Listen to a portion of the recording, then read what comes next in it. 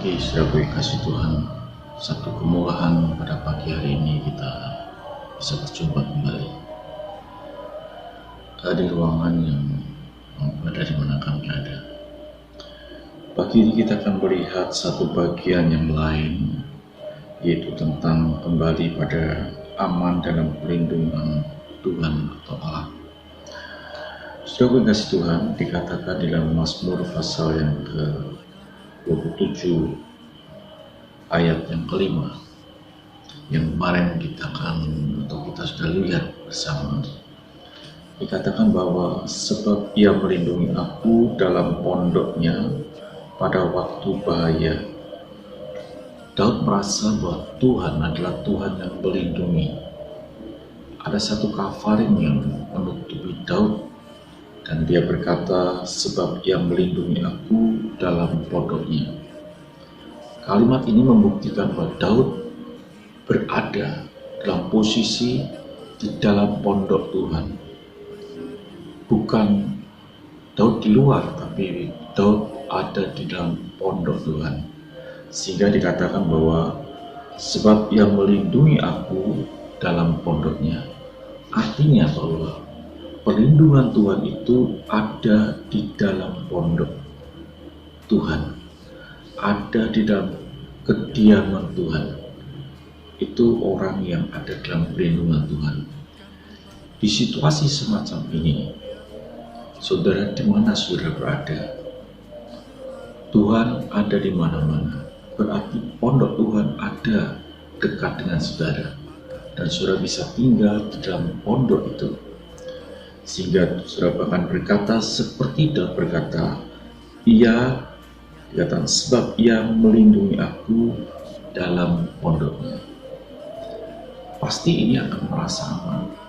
Pasti ia akan merasa bahwa tempat yang paling nyaman dan aman ada di dalam pondok Tuhan.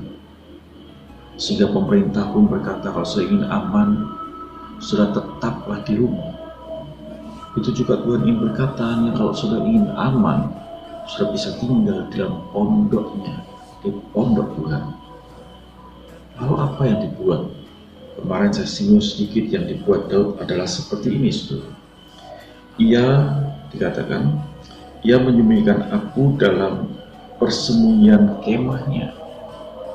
Ia mengangkat aku di atas gunung batu. Ayat yang ke-6 dikatakan, maka sekarang tegaklah kepalaku. Kalimat tegaklah kepala, di mana Daud tidak merasa takut lagi. Dia boleh menatap ke depan karena Tuhan menjadi perlindungan dia. Dan kalau orang-orang yang bisa menatap ke depan di dalam perlindungan dia, orang-orangnya akan bertindak sesuatu yang luar biasa. Di tengah-tengah situasi boleh kondisi yang buruk atau kondisi yang tidak baik, tetapi orang yang ada dalam perlindungan Tuhan di dalam pondoknya, maka dia adalah orang-orang yang beda dengan orang dunia. Orang dunia mungkin mengalami ketakutan, tapi saudara harusnya tidak, karena saudara tinggal di dalam naungan Tuhan. Lalu Daud katakan demikian, maka sekarang tegaklah kepalaku mengatasi musuhku sekeliling aku.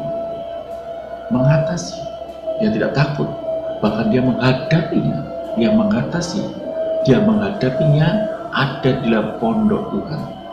Bukan sembrono terus keluar tanpa masker, tidak. Kita tetap dalam koridor seperti itu. Saudara pengasih Tuhan, dikatakan demikian, dalam kemahnya aku mempersembahkan kurban dengan sorak-sorai. Ada satu tindakan kurban yang kita lakukan. Selalu kurban tidak pernah dipisahkan. Selalu kurban itu ada. Di mana ada kurban, ada hadirat Tuhan. Ada api turun seperti yang terjadi pada zaman Elia. Jadi sudah pengasih Tuhan, kurban itu dengan sukacita, dengan sorak-sorai, tanpa ketakutan, tanpa berpikir nanti uang habis, situasi gawat, tidak. Kurban itu harus kita laksanakan.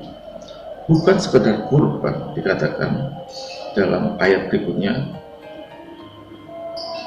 aku mau menyanyi dan bermazmur bagi Tuhan. Di dalam pondok Tuhan ada korban, tanpa rasa takut situasi seperti ini, tapi juga ada nyanyian, ada pujian, ada mazmur, ada pengagungan. Itu orang tinggal dalam pondok Tuhan. Jadi saudara kasih Tuhan, di tengah-tengah situasi seperti ini, yang saudara mesti buat adalah benar-benar saudara tinggal dalam pondok Tuhan, dalam tempat perlindungan yang aman. Saudara tidak takut, saudara tidak cemas, saudara berani berkorban situasi yang seperti ini. Mungkin tidak ada pemasukan lagi, mungkin tidak ada hasil apa-apa, mungkin hasil mulai menipis, tapi untuk korban bagi Tuhan itu sesuatu yang harus terjadi dengan sorak-sorai. Bahkan bukan dengan sorak-sorai, katakan, aku mau bernyanyi dan bermazmur bagi Dia.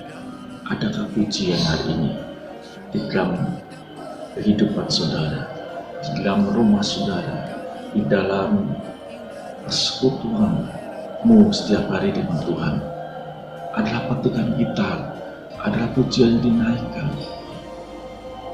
Hanya orang yang ada di dalam naungan perlindungan yang maha tinggi, orang yang bisa melakukan. Atau bahkan kita tidak menyanyi, kita melihat TV dengan berita-berita yang menakutkan dan mencemaskan. Stop, saudara. Berhenti. Lakukan sesuatu yang baik dengan korban. Mulailah bernyanyi dan bermazmur, maka ketakutan dalam hidup kita akan sirna. Karena Tuhan itu memberikan damai sejahtera. Tuhan memberkati. Sampai jumpa hari esok.